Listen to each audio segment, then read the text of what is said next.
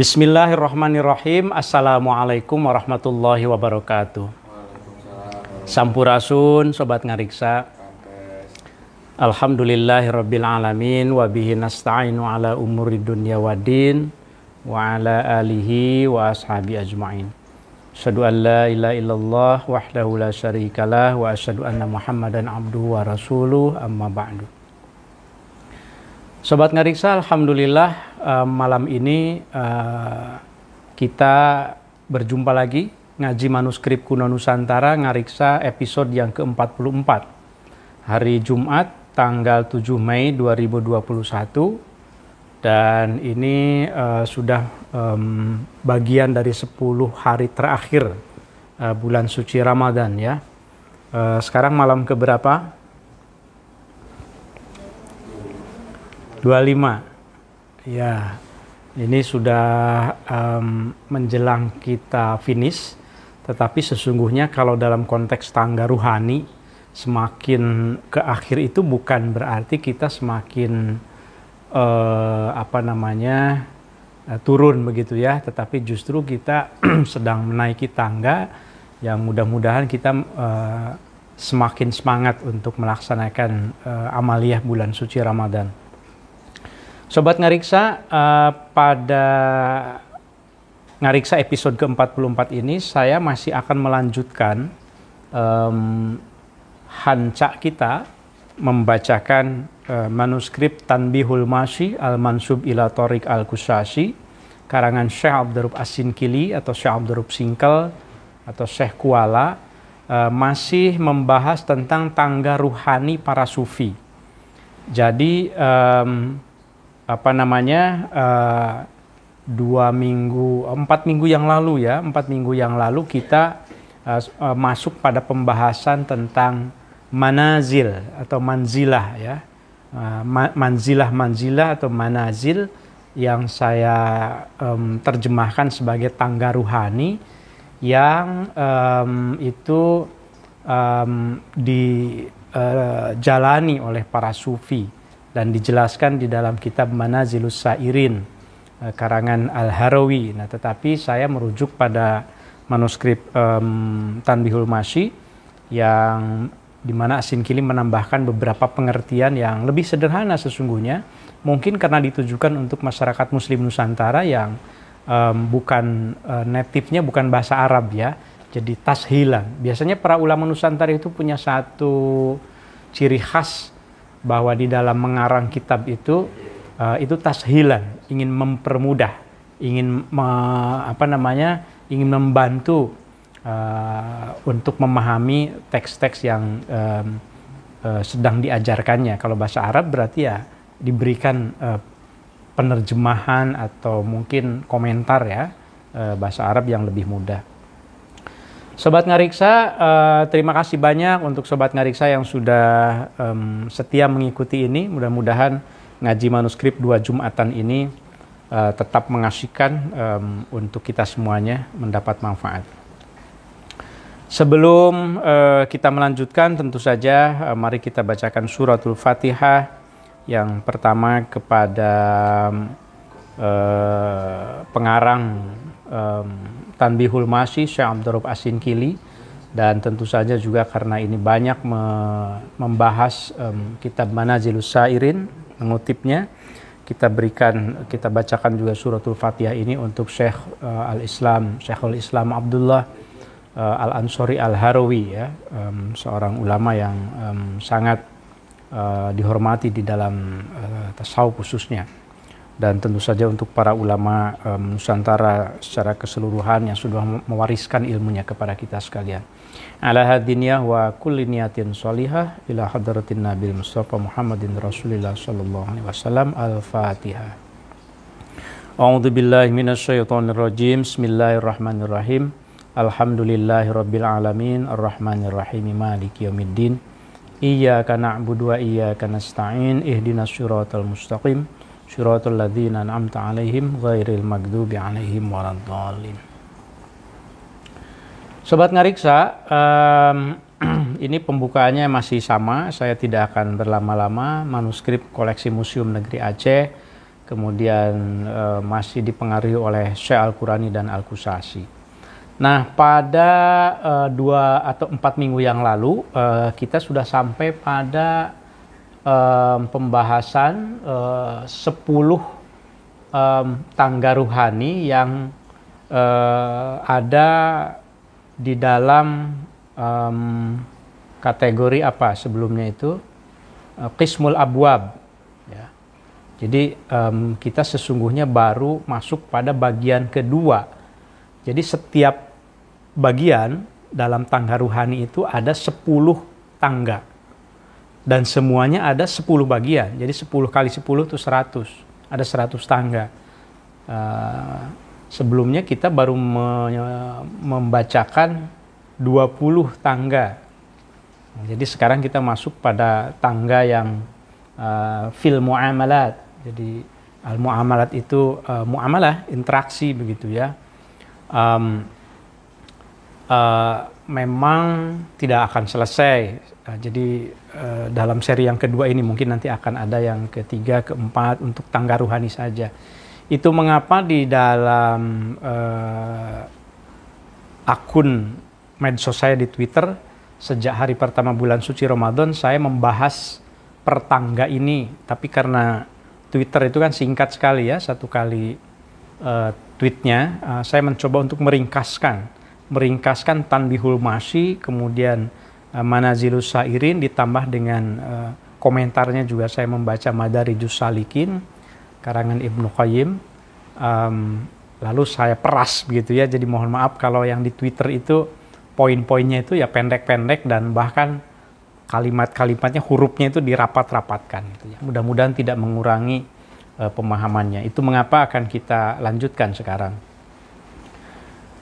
Bismillahirrahmanirrahim.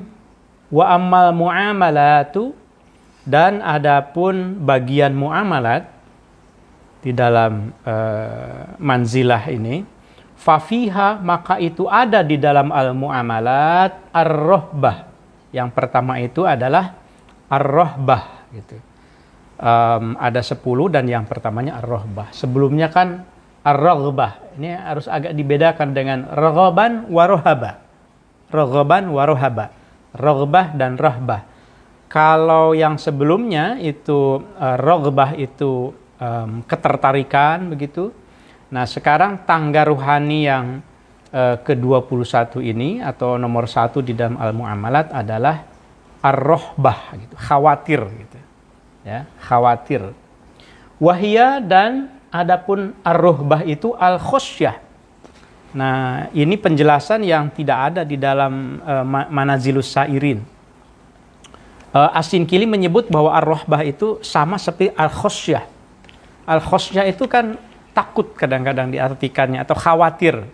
Nah, tapi dalam bahasa Indonesia itu harus hati-hati karena tidak ada beda antara khauf dengan rohbah dengan khosyah. Diartikan takut saja gitu. Khauf kan fala khaufun alaihim walahum yahzanun. Tidak ada rasa takut. Nah, tetapi sesungguhnya ada beda. Coba kita misalnya al-khosyah, kata al-khosyah. Di dalam Al-Quran itu kan dipakai juga al-khosyah ini untuk innama yakhshallaha min ibadihil ulama. Sesungguhnya mereka yang takut kepada Allah adalah para ulama. Mereka yang khosyah, mereka yang khawatir kepada Allah itu para ulama. Tentu kekhawatiran ini bukan khawatir yang menyebabkan menjauh lari, tetapi justru menyebabkan mendekat. Karena di sini al-khosnya itu min adlihi, khawatir dalam pengertian min adlihi, khawatir dari keadilan Allah. Maksudnya khawatir tidak bisa memperoleh keadilan Allah. Sehingga saya harus berbuat baik, saya harus menjadi hamba yang saleh karena khawatir tidak mendapatkan, tidak memperoleh keadilan Allah. Itu yang dimaksud dengan ar-rohbah, al-khosyah. Jadi para sufi selalu khawatir, rasa takut yang teramat di dalam menghindari sesuatu yang tidak disukai gitu. Nah, itu yang dimaksud dengan ar-rohbah di sini gitu ya. Wahada, Dan manzilah ini lam yadhkur, tidak menceritakan siapa Al-Harawiyu, Imam Al-Harawi fil manazili, di dalam kitabnya Al-Manazil. Tidak diganti. Wa inna ma dzakarahu, dan sesungguhnya Al-Harawi menyebutkan wa inna ma dzakarahu fi hadzal mahal ar-ri'ayah. Nah, Al-Harawi itu menyebutkan di dalam Al-Manazil itu nomor 1 dari al-muamalat itu bukan ar-rohbah tetapi ar-ri'ayah. Ar-ri'ayah ya, merawat. Jadi itu bedanya. Tentu saya karena sedang membacakan Tanbihul Masyi, maka saya mengikuti sistematika yang disampaikan oleh Syekh Abdur Rauf Singkal. Wal muraqabatu, dan yang keduanya itu al-muraqabah. Al-muraqabah. Al-muraqabah itu mungkin selalu merasa dilihat, selalu merasa diawasi, pengawasan, raqabah, raqibun atidun. Ya, pengawas kan. Al-muraqabah itu berarti selalu merasa diawasi gitu. Wahwa, dan muraqabah itu dawamu mulahazatil maqsudi bikamalit tawajjuhi ilaihi. Dawamu mulahazatil maqsudi, terus-terusan menghadirkan niat, terus-terusan menghadirkan perasaan begitu, bahwa saya selalu bersama dengan Allah. Bikamalit tawajjuh ilaihi ilallah, dengan tawajuh yang sempurna.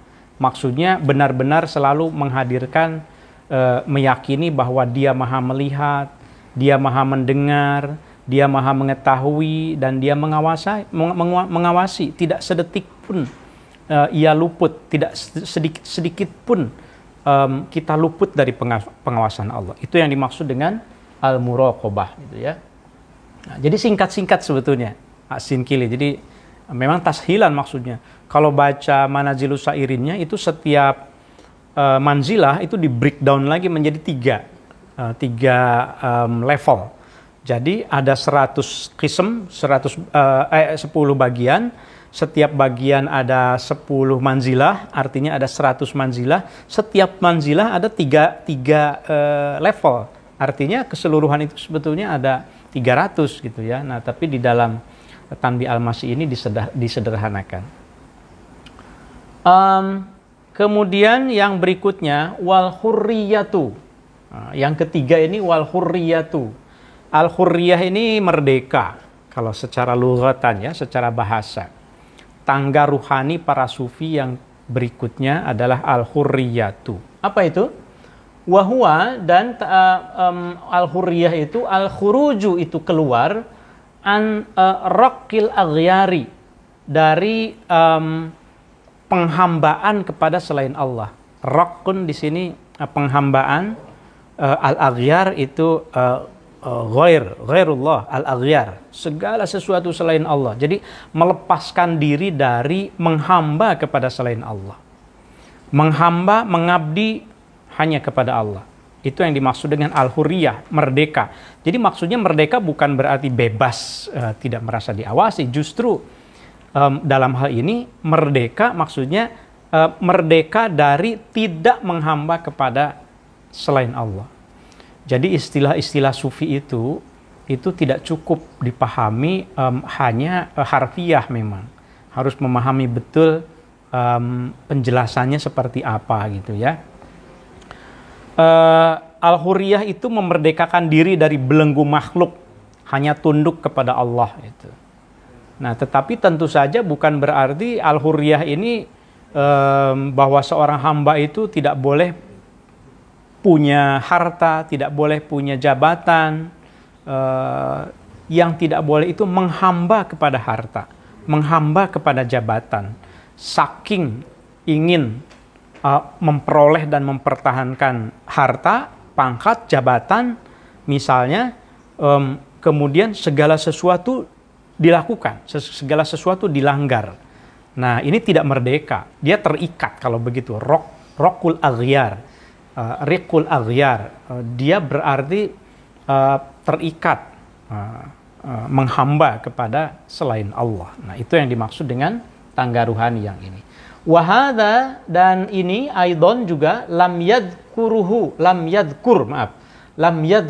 al-Harawi fiha, tidak disebutkan di dalam Manazilus Sairin.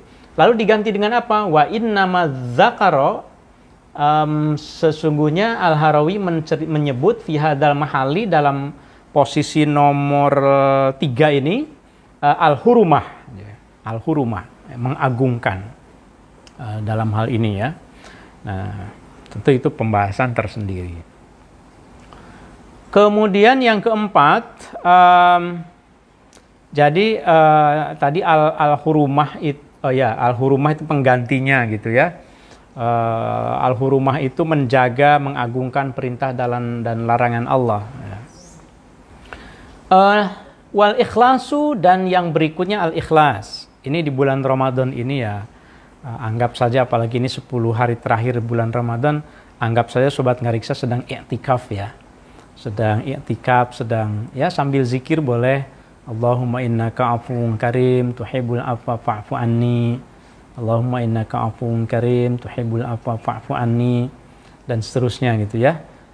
Sambil menyimak, sambil ya menghayati ini segera akan berakhir Ramadannya, jadi jangan sampai terlewatkan ya, amaliyah-amaliyah yang baik. Wal ikhlasu, dan ikhlas. Ikhlas sering kita dengar itu tulus. Ikhlas itu tulus. Nah, wahwa, dan ikhlas itu tasfiyatul a'mali, membersihkan amal-amal. Dari apa? An kulli syaubin, dari segala kotoran.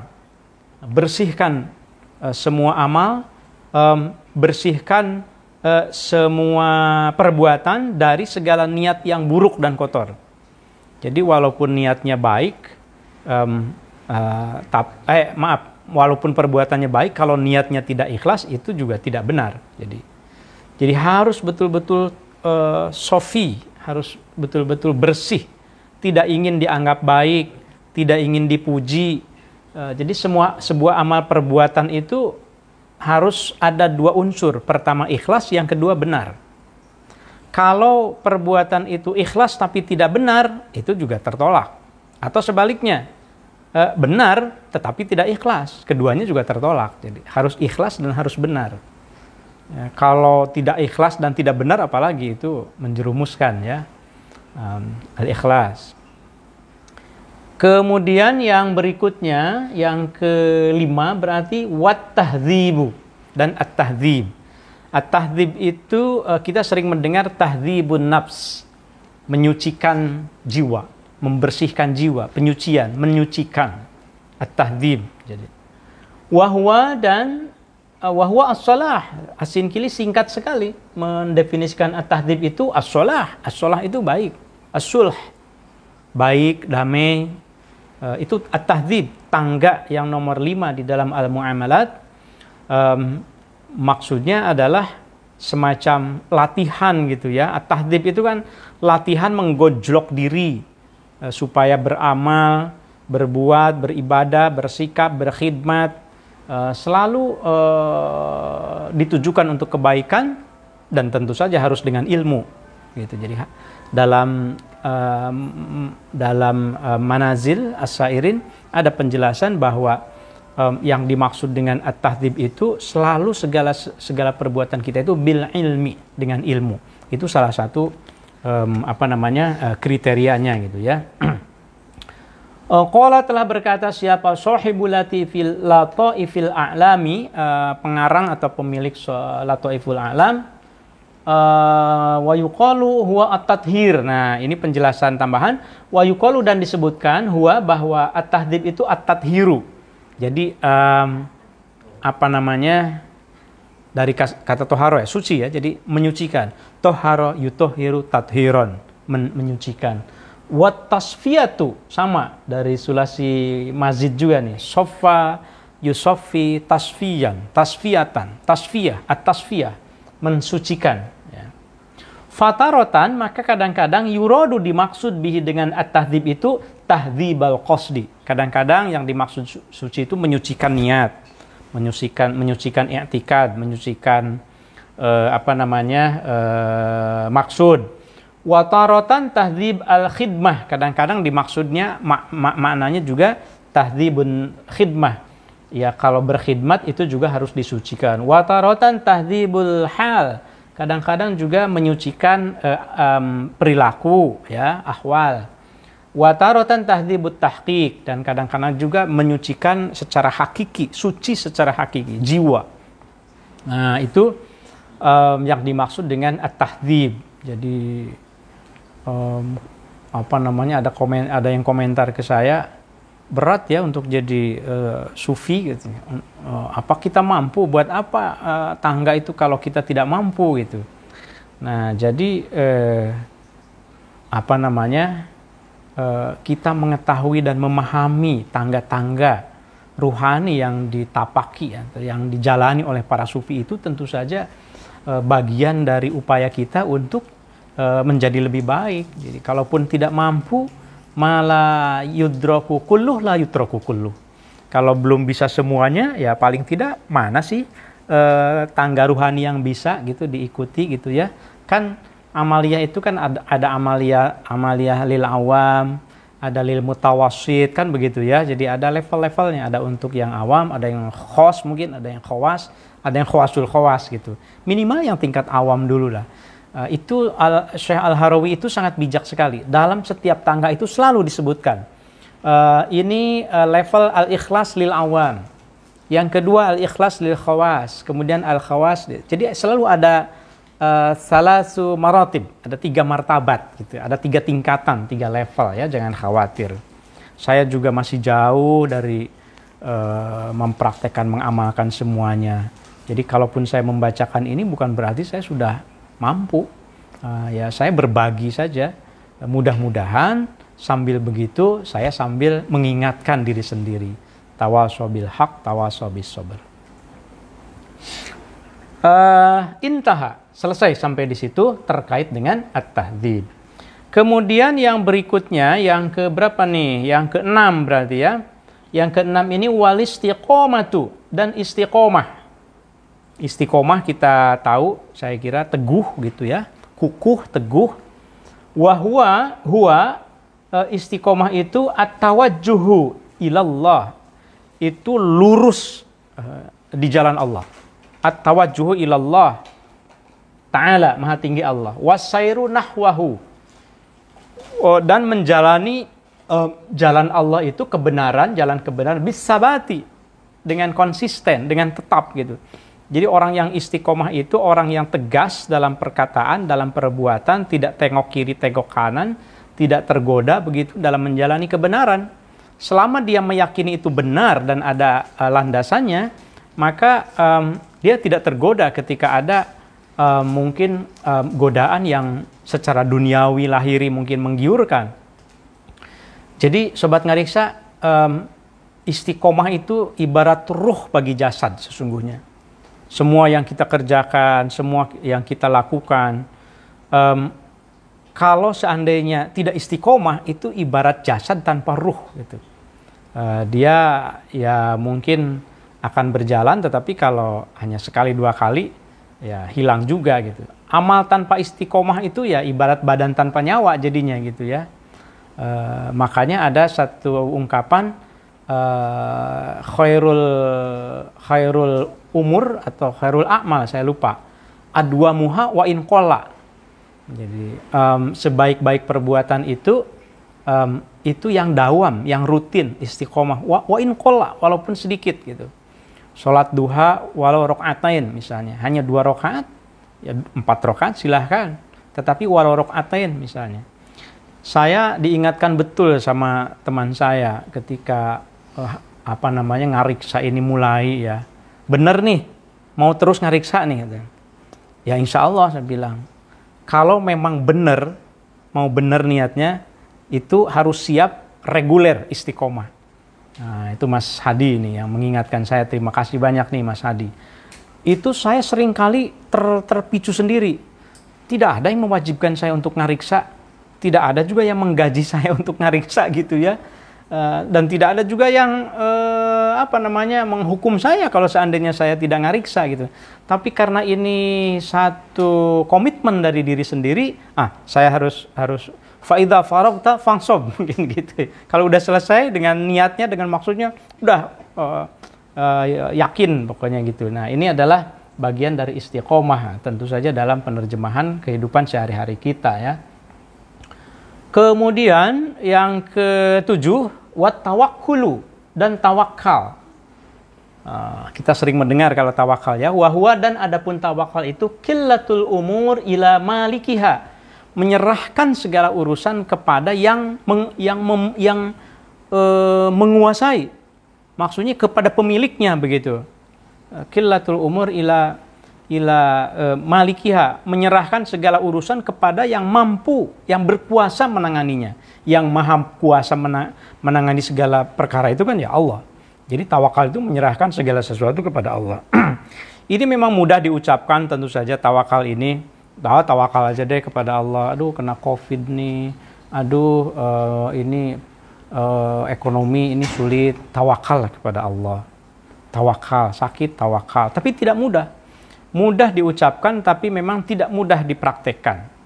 Padahal ini baru tawakal. Nanti ada lagi level yang berikutnya itu kalau bagi para sufi, tawakal itu paling ringan. Tawakal itu ya. Nanti ada lagi levelnya. Nah, mungkin kalau di kalangan awam, seringkali kan untuk tawakal itu kalau sudah terpaksa kali ya. Kalau belum terpaksa, saya mampu. Jadi terlalu percaya kepada diri sendiri, silo dengan kemampuan diri sendiri yang mungkin sekolahnya tinggi, kemudian jadi pakar, jadi ahli, sering diundang, sehingga jadi agak kurang tawakal juga gitu ya dengan kepada Allah gitu. Nah, itu bagi para sufi hati-hati betul di dalam menjaga. Jadi tawakal yang paling baik itu ya tawakal dalam menjaga memenuhi hak untuk melaksanakan satu kebenaran gitu bagi diri sendiri tentu saja. Kemudian yang ada terusannya ya, bitta. Nah, ini sobat ngariksa dalam versi ini yang Museum Negeri Aceh kalimat itu bitawil ala wakalati. Tapi di dalam yang saya edit bitafwid sebetulnya dengan memasrahkan. Jadi tawakal maksudnya dengan memasrahkan, mewakilkan kepada yang kuasanya. Wat tafwidu, yang berikutnya adalah at-tafwid. Nah, ini.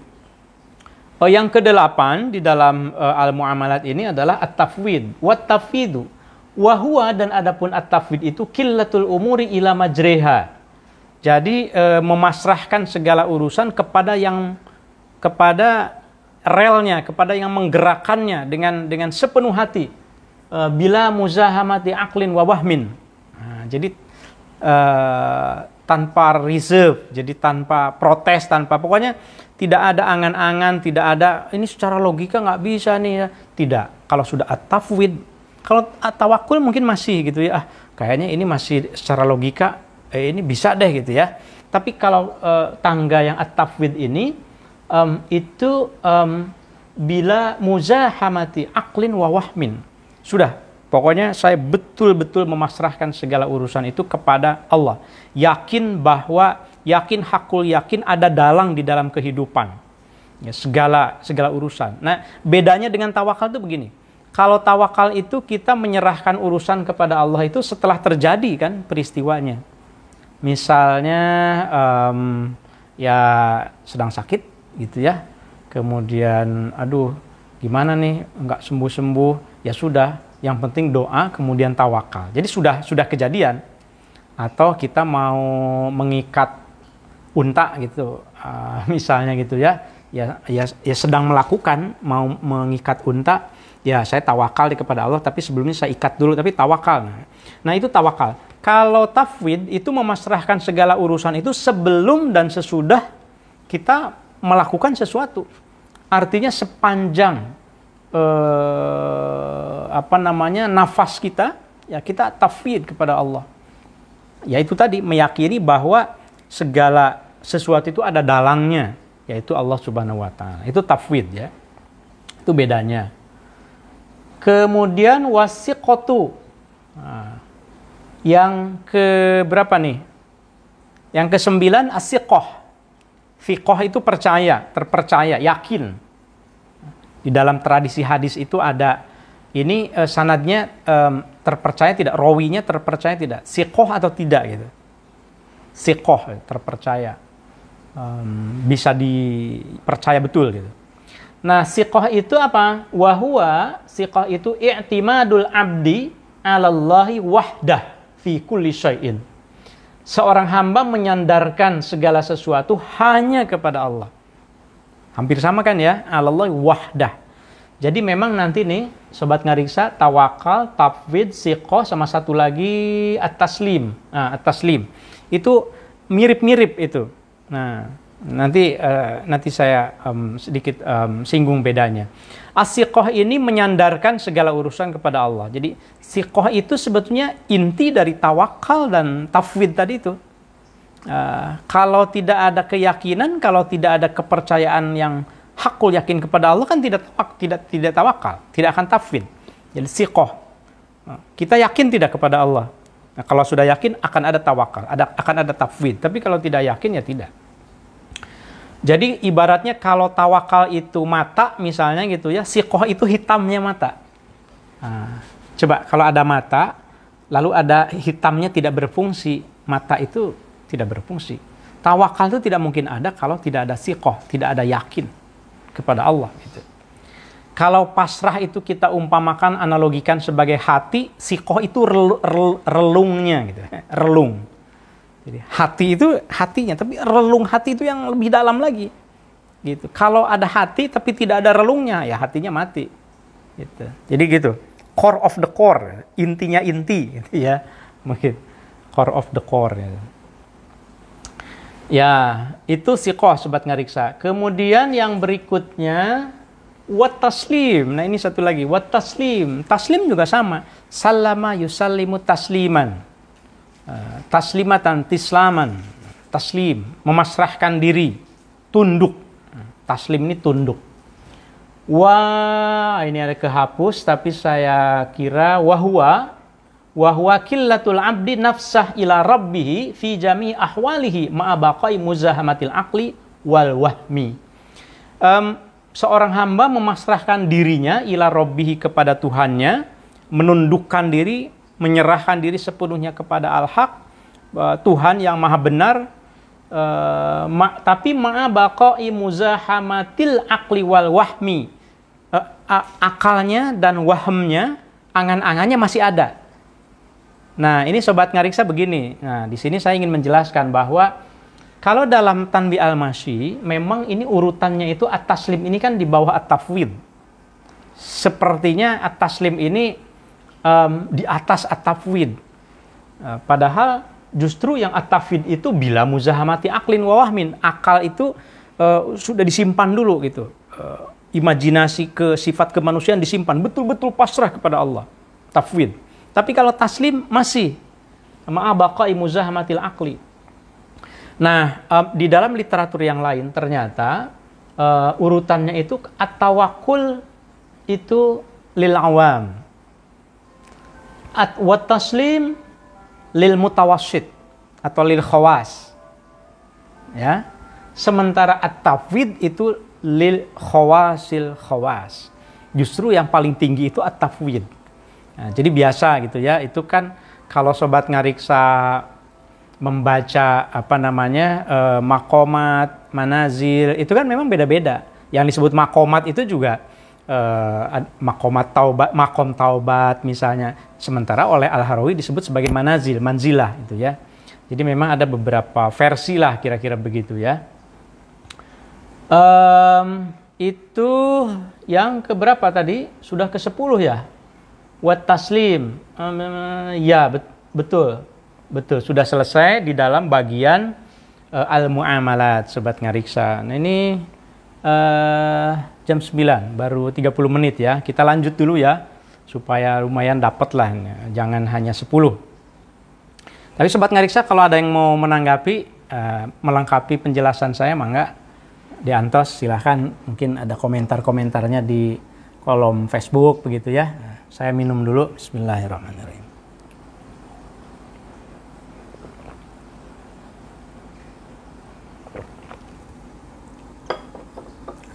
Sobat Ngariksa, kalau bagi yang suka khutbah atau kultum khususnya, sesungguhnya manzilah-manzilah ini keren banget. Bahan yang bisa dieksplorasi. Satu manzilah itu bisa dieksplorasi. Ayat Qur'annya apa, kemudian hadisnya apa, contoh empiriknya mungkin apa. Itu saya kira bisa menjadi butir-butir yang bagus ya, poin-poin yang bagus untuk bekal kita. Baik, kita lanjutkan bagian yang berikutnya.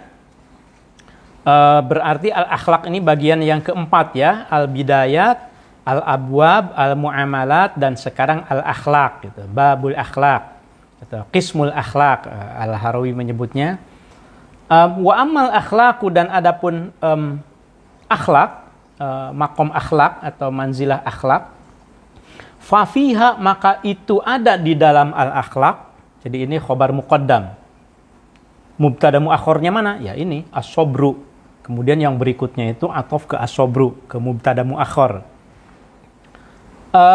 Akhlak itu fafiha, maka itu di dalam akhlak as-sobru. Yang pertama itu adalah sabar.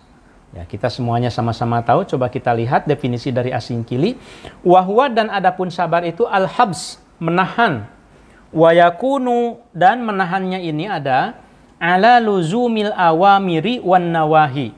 Menahan diri dari keharusan mematuhi perintah Allah dan keharusan menjauhi larangan-larangan Allah. Itu yang dimaksud sabar dalam konteks tangga ruhani ini. Jadi menahan diri ketika menghadapi hal yang tidak disukai, yang makruh misalnya. Termasuk menahan diri untuk tidak mengadu karena putus asa. Itu juga sabar. Di Twitter waktu itu ada yang bertanya kepada saya, Kang, ini maksudnya tidak mengadu ini apa? Kok tidak mengadu bagian dari sabar? Ya, jadi termasuk sabar itu kita tidak mengadu kepada orang lain selain Allah, dan sebetulnya juga kalau dalam konteks sufi kepada Allah juga, karena putus asa gitu. Putus asanya itu kan tidak boleh. Fala tayasu min rahmatillah, kan tidak boleh putus asa gitu ya. Jadi harus sabar dalam menyikapi perintah Allah dan sabar dalam menghadapi musibah begitu. Ini juga memang mudah diucapkan tapi seringkali kita tidak sabar. Mengapa boleh mengadu? Ya, Nabi Ayub juga kalau tidak salah mengadu juga kan ya. Nabi juga ada yang mengadu. Sabar, Nabi Ayub kurang gimana sabarnya, sakitnya udah tinggal tulangnya habis, dagingnya habis ya, tinggal hati saja. Sudah tidak bisa lagi beribadah dengan tubuhnya. Ya, ada mengadunya juga ya, atau tidak? Ya. Yang berikutnya, yang kedua, mana nih? Wasyukru dan syukur. Tangga ruhani yang kedua di dalam al-akhlak ini, akhlak yang menjadi tangga ruhani adalah syukur. Wahwa, dan syukur itu as-sana'u, itu ada memuji alal mun'im, kepada orang yang memberikan nikmat. Memuji kepada orang yang memberikan nikmat, bima, dengan cara, dengan sesuatu ya dulu yang menunjukkan ala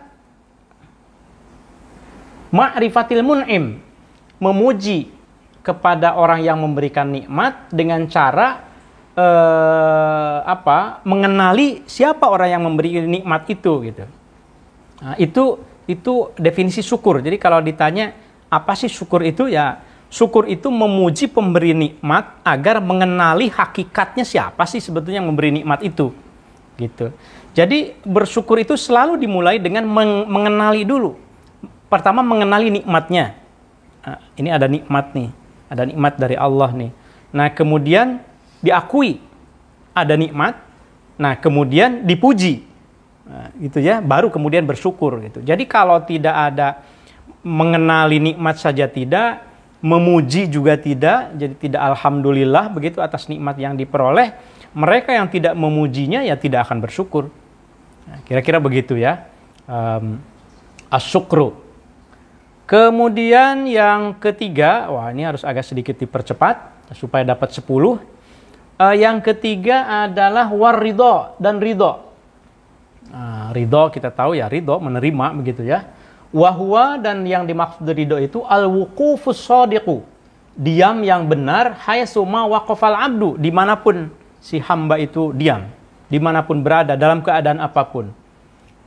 Al-wuqufus shadiq la yaltamisu mutaqaddiman wala mutaakhiran. Jadi ridho itu diam menerima kehendak Allah tanpa ragu dan tanpa mengingkari. Pokoknya ya sudah, kalau ini kehendak Allah, ridho di mana dan bagaimanapun keadaannya. Sampai-sampai kalau sufi itu seperti Rabi'ah Adawiyah itu kan ya Allah, kalau aku ingin ridhomu. Kalau di surga aku tidak mendapatkan ridhomu, ya aku nggak usah dimasukkan ke dalam surga. Kalau di neraka ada ridhomu, masukkan aku ke dalam neraka. Sampai begitu. Ridho. Saya waktu kecil itu dicontohkan ridho itu ibarat LP gitu, lembaga pemasyarakatan, penjara. Coba yang diam di penjara itu kan ada yang diridhoi oleh yang punya penjara, ada yang tidak diridhoi gitu. Ini saya masih ingat ceramahnya Kiai Toto Ghazali. Saya jadi ingat lagi itu. Sering mencontohkan bahwa contoh ridho itu yaitu di penjara itu. Orang yang di penjara di situ tidak betah. Kenapa? Karena tidak diridhoi oleh pemerintah yang punya penjara. Tapi petugas lapasnya betah di situ karena dia bekerja, karena mendapat ridho dari yang punya penjara, katanya begitu. Ini Kiai Toto Ghazali mencontohkannya sederhananya begitu, ridho itu katanya. Jadi selalu menerima kehendak Allah Subhanahu wa taala.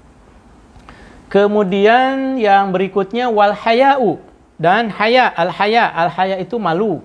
Wahwa dan al haya itu ismut ta'zimi al manutu, ke ismun sifatnya biwuddin. Jadi itu istilah sebutan untuk at-ta'zim. Sebetulnya at-ta'zim memuliakan, mengagungkan, tapi disertai dengan cinta, disertai dengan al-wud gitu, dengan cinta gitu ya. Malu ini maksudnya malu karena merasa selalu diawasi oleh Allah. Rasa malu ini lahir kalau ya kita menyadari yang nikmat tadi itu, menyadari banyak nikmat, tetapi kita kurang bersyukur misalnya, maka muncul rasa malu. Al-haya, ismu ta'zim, mengagungkan Allah. Jadi kalau hilang malu, itu berarti tidak ada rasa ta'zim, hatinya keras.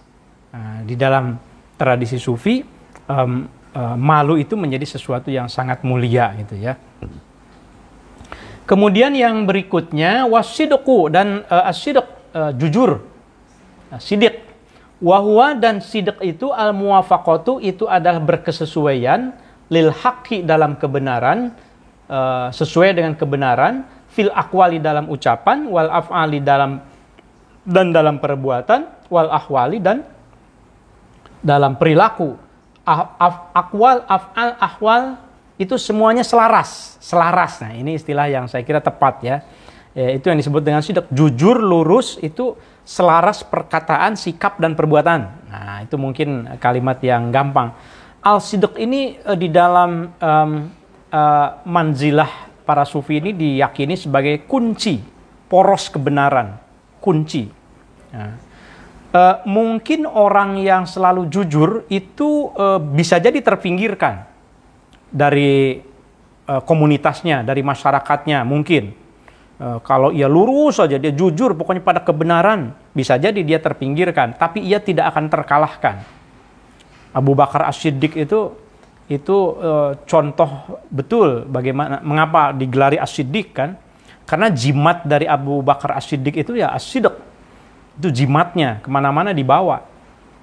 Yang jujur itu hatinya akan tenang. Sementara yang tidak jujur, yang dusta ya akan gelisah. Karena pada dasarnya hati nurani tidak bisa dibohongi gitu. As-sidq. Ya, mudah-mudahan kita bisa terus as-sidq. Banyak sekali tantangan-tantangan buat kita ya, untuk jujur itu tidak mudah. Kemudian yang keenam, mana nih? Wal isar. Al-isar itu mengkhususkan, memprioritaskan. Wahwa dan al-isar itu takhsisul ghairi, mengkhususkan orang lain, ala nafsi, dibanding diri sendiri. Ini susah banget nih kalau menurut saya. Memprioritaskan orang lain sebelum diri sendiri. Coba, bisa tidak? Mengkhususkan orang lain ketimbang diri sendiri. Kalau di dalam sejarah kita itu mungkin seperti kaum Ansor ketika menyambut kaum Muhajirin. Kaum Ansor itu juga sebagian kesulitan dengan kehidupannya, tetapi ketika ada kaum Muhajirin, di rumahnya dimuliakan, makanan dihidangkan, padahal dirinya sendiri juga tidak selalu mudah begitu. Tetapi kaum Ansor itu yang kemudian dipuji oleh Rasulullah Shallallahu Alaihi Wasallam, gitu. Jadi al-isar ini lawan dari kikir, lawan dari asyuh gitu ya, kikir gitu. Nah, oleh karenanya seorang yang isar, seorang yang musir, berarti seorang yang bisa mengedepankan orang lain ketimbang diri sendiri, itu juaranya para dermawan. Jadi bapaknya dermawan gitu mungkin ya, kalau bisa menjadi seorang yang isar. Memang berat, tapi ya mudah-mudahan ya sekian persen lah bisa kita kita ambil saripatinya. Kemudian wal khuluq yang ketujuh, nih 3 lagi sobat ngariksa. Wal khuluq itu akhlak. Wahwa dan akhlak itu, al khuluq itu ma yarji'u ilahil mutakallif min nafsih. Jadi akhlak itu adalah satu keadaan, satu perilaku yang menggambarkan watak kebaikan pelakunya. Itu akhlak namanya. Jadi akhlak itu sesuatu yang menggambarkan watak pelakunya. Wa huwa ma yarji'u ilahi al-mutakallif min nafsih gitu. Nah, tentu di sini yang dimaksud akhlak yang baik gitu. Nah, untuk berakhlak itu tentu saja kalau Al-Harawi itu memberi penjelasan bahwa untuk berakhlak itu seseorang itu harus menyadari bahwa semua makhluk adalah ciptaan Allah. Itu dulu. Supaya kita bisa berakhlak tidak memandang bajunya. Bahkan binatang sekalipun makhluk Allah. Untuk bisa berakhlak kepada makhluk lain, anjing sekalipun misalnya, maka bayangkan bahwa semuanya adalah makhluk Allah. Nah, jadi berakhlak itu membuat makhluk lain nyaman. Berakhlak itu membuat orang lain aman. Dan berakhlak itu selalu menebar cinta kepada makhluk lain, bukan hanya manusia saja gitu. Jadi selalu ingin memberi, gitu ya, tidak hanya ingin menerima. Nah, kalau setiap orang memberi, saya mengutip Pak Lukman Hakim Saifuddin nih, kalau setiap orang itu memberi, semua orang akan menerima. Tapi kalau setiap orang hanya menuntut, semua orang tidak akan menerima, katanya begitu. Terima kasih banyak Pak LHS. Saya sering mendengar soalnya ungkapan-ungkapannya gitu ya. Nah, kemudian yang ke-8 di dalam al-akhlak ini at-tawadhu. Sering dengar ya sobat ngariksa, rendah hati, bukan rendah diri. At-tawadhu itu. Wahwa dan at-tawadhu itu adalah ittida'ul abdi. Tawadhu. Ya, ittida'ul abdi. Tak merendah dirinya seorang hamba liqabulihi al-haqqa, karena selalu menerima kebenaran. Jadi tawadhu itu tunduknya seorang hamba untuk menerima al-haq, untuk menerima kebenaran. Ya. Liqabulihi al-haq gitu, menerima kebenaran. Tawadhu itu berarti tenang, tawadhu itu berarti rendah hati, lembut, tidak congkak gitu ya. Nah, itu tawadhu namanya, rendah hati gitu. Bukan berarti tidak berilmu. Dan tawadhu itu justru orang yang berilmu. Justru dengan ilmu ia selalu memandang orang lain besar, memandang dirinya kecil. Selalu rendah hati, bukan rendah diri gitu. Selalu menerima kebenaran dari siapapun. Itu yang disebut dengan tawadhu. Nah, yang terakhir yang 9 ya. Yang ke-9 wal futuwah. Al-futuwah ini saya menerjemahkannya sebagai kesatria dari kata fatat. Fatat itu kan pemuda ya. Tapi di sini mungkin wahia, kita coba lihat. Wahia al-futuwah itu adamu syuhudil insani linapsi fadlan walahiqon. Jadi seorang manusia ada musyuhudil insan, tidak adanya persaksian manusia linapsi bagi dirinya, fadlan sebagai punya kelebihan, walahiqon. Jadi al-futuhah itu ksatria, ia tidak memandang dirinya unggul, paling unggul, tidak memandang dirinya paling berhak, tapi tunduk di hadapan Allah. Karena ada yang paling berhak, ada yang paling unggul, ada yang paling utama begitu. Itu sifat al-futuwah. Jadi futuwah itu kalau dijelaskan oleh Al-Harawi juga, itu berarti meninggalkan permusuhan, memaafkan kesalahan, menutupi aib orang, itu juga futuwah, itu ksatria. Jadi orang yang ksatria itu orang yang udahlah nggak usah musuh-musuhan, wal kaziminal ghaiz wal afina 'anin nas, maafkan, kemudian tutupi aib orang lain, jangan dibuka-buka di depan umum apalagi gitu ya. Kalau ada kekeliruannya colek aja di belakang begitu. Tidak mendoakan buruk kepada orang lain, itu ksatria itu. Kemudian mendekati mereka yang menjauhi, itu juga ksatria. Menjauhi kita, tapi kita yang kita deketin, aduh memang berat ya. Tangga sufi itu, tangga ruhani ya berat-berat. Tapi coba kita tanamkan menjadi values kita, mudah-mudahan bisa kita amalkan. Mendekati mereka yang menjauhi, memuliakan mereka yang menghinakan, itu bagian dari al-futuwah, kesatria. Dalam film-film kalau kita lihat satria itu keren banget kan. Wih, ini kesatria banget nih. Gitu. Jadi wah pokoknya gagah gitu, keren lah pokoknya. Nah yang terakhir Sobat Ngariksa, di dalam al-akhlaq ini adalah wal-inbisat, al-inbisat ya. Al-inbisat ini lapang. Al-inbisat itu kita artikan lapang ya. Apa nih terjemahnya?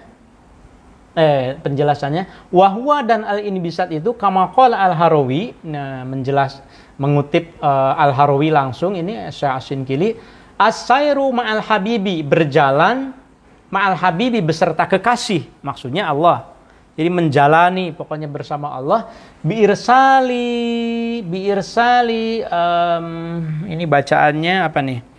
Biirsali as-sajiyati. Biirsali sajiyati. Dengan melepaskan perangai, maksudnya natural saja. Jadi udah apa adanya. Jadi lapang. Inbisat itu kan lapang. Jadi asairum al-habib biirsali sajiyati wa tahashi min wahsyatil hismah. Jadi ia lapang, ia berperilaku itu apa adanya, kemudian tidak berlebih-lebihan, menghindari berlebih-lebihan yang eksesif gitu ya. Pokoknya ya natural saja gitu, menjalani jalan Allah dengan hati yang lapang, dengan ya pokoknya hatinya itu bersih begitu ya. Itu tangga di dalam al-akhlaq.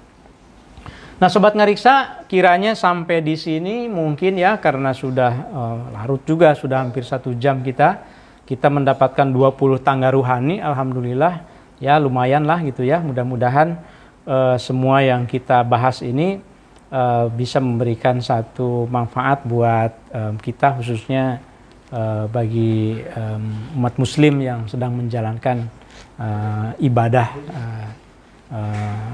Ramadan, khususnya di 10 hari terakhir ini di bulan Ramadan. Saya kira demikian. Kalau ada tanggapan boleh, tapi kalau mungkin karena sudah malam, mungkin mau istirahat, silakan saya beri kesempatan dulu, dilihat sebentar mungkin kalau ada tanggapan.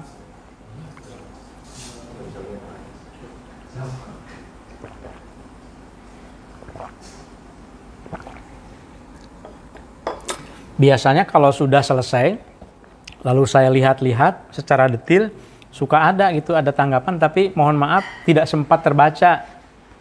Jadi mohon maaf Sobat Ngariksa kalau pertanyaannya atau tanggapannya itu tidak sempat saya tanggapi di dalam kesempatan ini, ya mudah-mudahan nanti setelah selesai saya bisa tengok-tengok lagi ya. Saya kira begitu ya. Sobat Ngariksa,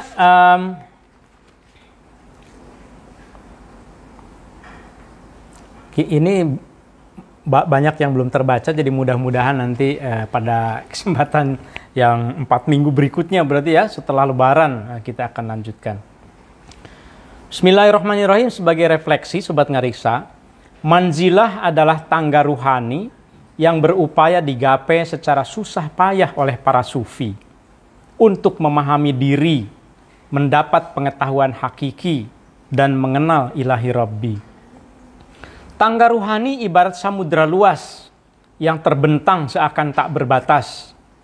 Membayangkannya dari jauh hanya akan membuat lelah dan menghela napas. Terpenting adalah terbuka hati untuk mengetahui, memahami, dan kemudian menyelami. Sampai titik mana kita bisa bersandar, itu kehendak Allah yang maha besar. 100 tangga ruhani terbentang di hadapan kita. Ilmu dan hikmahnya tercecer tak terkira. Pelan tapi pasti, insya Allah kita simak bersama Ngariksa. Terima kasih banyak Sobat Ngariksa. Ini di channel Ngariksa kita di YouTube, alhamdulillah sudah subscribernya 2.710.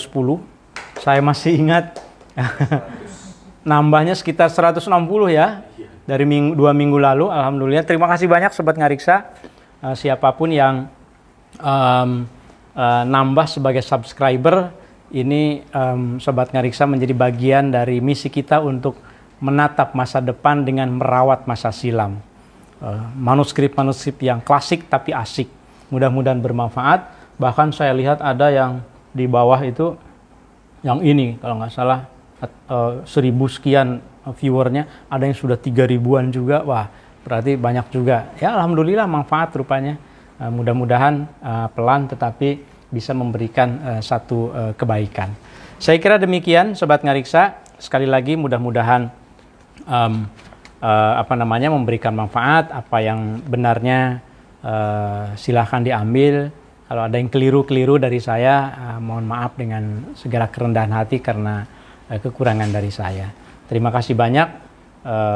Wassalamualaikum warahmatullahi wabarakatuh. Salam Ngariksa.